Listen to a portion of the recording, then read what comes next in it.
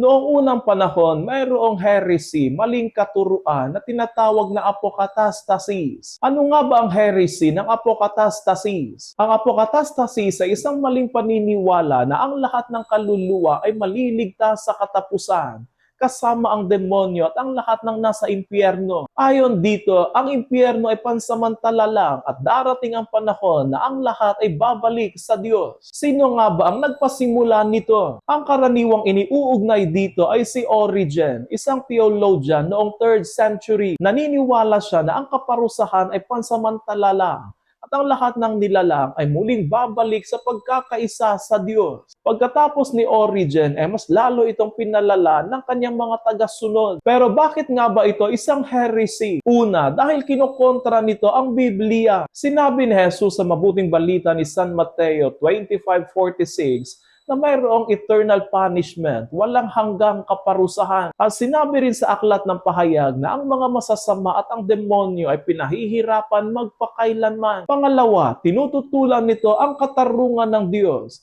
ang kalayaan ng tao na tumanggi sa Diyos. Dahil ang tao ay may kalayaan, pwede niyang tanggapin ang Diyos at pwede niyang tanggihan ang Diyos. At tinututulan din nito ang turo ng simbahan. Kaya noong 553 AD sa Second Council of Constantinople, formal na kinondena at opisyal na idiniklarang heresy ang katuruang ito. Ano ba ang turo ng simbahan? Ang turo ng simbahan ay totoo na nais ng Diyos na ang lahat ay maligtas. Sa katunayan na iniaalay niya ang kanyang awa at kaligtasan sa lahat. Ngunit totoo din na iginagalang ng Diyos ang kalayaan ng bawat isa, ang kalayaan na pumili.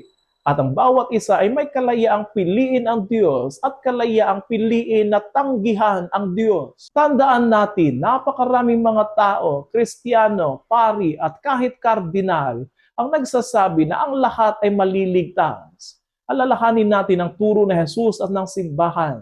Bagamat iniaalay ni Jesus ang kanyang habag, awa at kaligtasan para sa lahat, bawat isa sa atin ay may kalayaan. At doon sa kalayaan na iyon, doon tayo huhukuman. Kung pinipili natin ang Panginoon, ito ay magdudulot sa atin ng kaligtasan. Kung itinatakwil natin siya, ito ay magdudulot sa atin ng kapahamakan at kamatayan.